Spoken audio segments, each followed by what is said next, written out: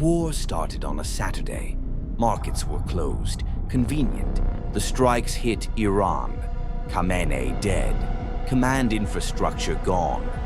The Gulf, the stretch of water responsible for 1/5 of everything the world burns. Suddenly very interesting to people who previously couldn't find it on a map. Brent crude sitting at $72.48. Comfortable number. Sleepy number. The kind of number that makes analysts write things like range-bound and consolidation phase.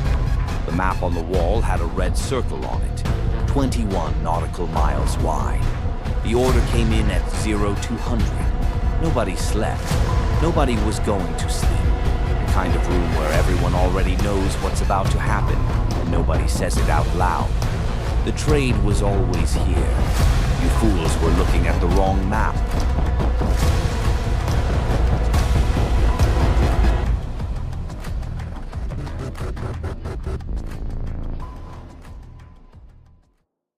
Strike package airborne before dawn. Iranian command, gone. Iran swings back, hits Gulf infrastructure with the fury of a regime that just lost its head and hasn't processed the information yet. This takes approximately 40 minutes. Then the chaos becomes organized, which is worse. Futures open Sunday night. Somebody was already in. Was in before the weekend, before the strike, before the press conference where a man in a suit explained what had already happened to people who were already too late. The smart money doesn't read the news. It writes the price and watches everyone else catch up. The world showed up for work Monday morning, opened their terminals, saw the chart, and experienced, simultaneously, globally, across every time zone, the specific feeling of having been in the right place, intellectually, and the wrong place financially. One candle. The most expensive weekend in recent memory for anyone who wasn't paying attention. Which was most people. That's why it works.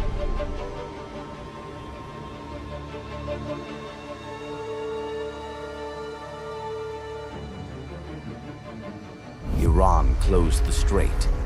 Not with a wall, not with a declaration, with 200 tankers sitting dead in the water and Iranian speedboats cutting between them like they own the place. That's because they do.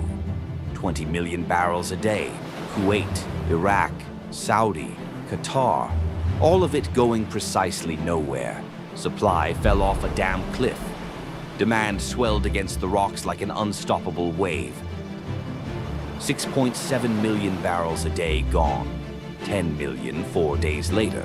QatarEnergy declared force majeure, the two most expensive words in energy markets. The IEA called it the largest supply disruption in history. History. Not this quarter. History. The chart processes information faster than any human institution has ever managed. It went up, hard, basic, brutal, boring in its clarity. The trade was sitting there like a confession.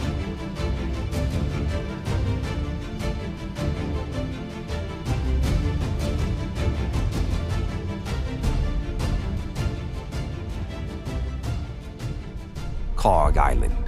90% of Iranian crude exports through one terminal. Somebody's idea of efficient infrastructure. Also somebody's idea of an obvious target. Drone feed. The flare stacks burning orange against the Black Gulf.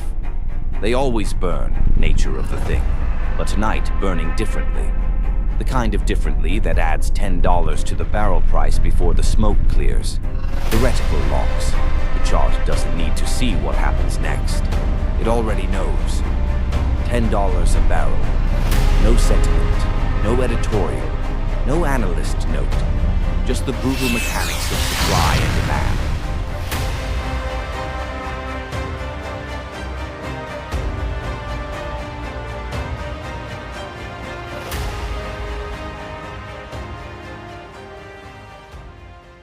Now this is the nasty part, the part where some faceless no one turned death and destruction into generational wealth. 3 times. 3 announcements. 3 perfect entries. The Financial Times investigated. The SEC is looking. Everyone is looking. I'm looking at the timestamps. I've been in operations rooms where intelligence moves faster than markets. This moved faster than the intelligence. Someone wasn't reading the same briefings I was reading. Someone was writing them. Either the 3 luckiest trades in the history of financial markets happened to cluster around this particular war. Or, well, you already know what happened.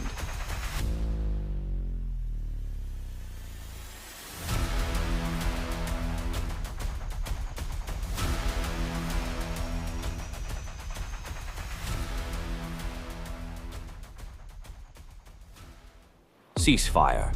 The operators around me decompress like punctured tires. First laugh in 2 weeks. The tankers start moving. Enormous, slow, wide wakes. The specific relief of things finally going where they're supposed to go. Market sold the war. Down from $112 toward $90. The analysts emerged. Comfortable. Demand destruction. Supply normalization. The usual vocabulary of people explaining why the thing that just happened was actually quite predictable. Iran declared the strait fully open. Another 9% drop. $82. I watched the tankers moving. I've seen it all before. The ceasefire that ends the war and the ceasefire that exists to let someone exit a position look identical to the uninitiated. Iran reversed. Speedboats back. Gunfire on tankers. U.S. Navy seizing an Iranian vessel. Smoke from a ship that was moving 8 hours ago. I got the call at 0400. Stand down was 48 hours ago. Same boots, same strait. Different situation entirely. 6.5% before lunch. $96. The analysts who called the end of the crisis. Silent the next day. Fools. Professionally, conspicuously, comprehensively silent. They are always silent the next day. $30. 12 days. Not volatility. A weapon. Fired by whoever writes the next announcement. Someone always writes the next announcement. The question is whether you're positioned before they do.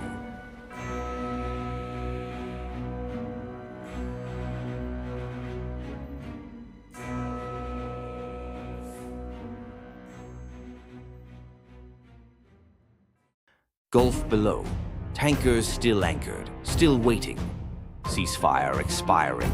Talks going precisely nowhere at a pace that suggests everyone involved has a position they'd like to exit first. $72.48 to $119.24. 65%. 6 weeks. The trade was not complicated. It was never complicated. Strait closed. Long oil. Strait open. Close. No algorithm. No terminal.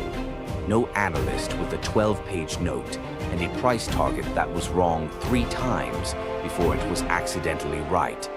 One rule. The discipline to follow it when every radio in the region is screaming something different and the news is moving faster than the smoke. Here is the thing about rules. They don't care about the noise. They don't watch the news. They don't have opinions about the ceasefire or the talks or what anyone said on social media at 0300.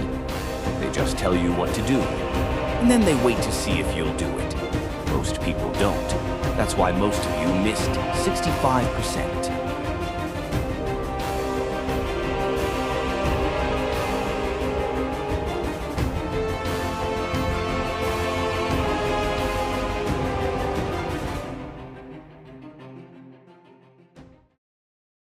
Ceasefire expires this week. No confirmed delegation. Threats on social media between Gulf updates. The strait technically open in the sense that nobody has been shot at in the last 6 hours, which is the current definition of open. Brent at $95. The operation is not over. Neither is the trade. The accounts that survived this, that compounded while others cratered, didn't have better information. Better access, better technology. They had a plan, written before it started, followed when it got loud, boring, unglamorous, correct, same as it ever was.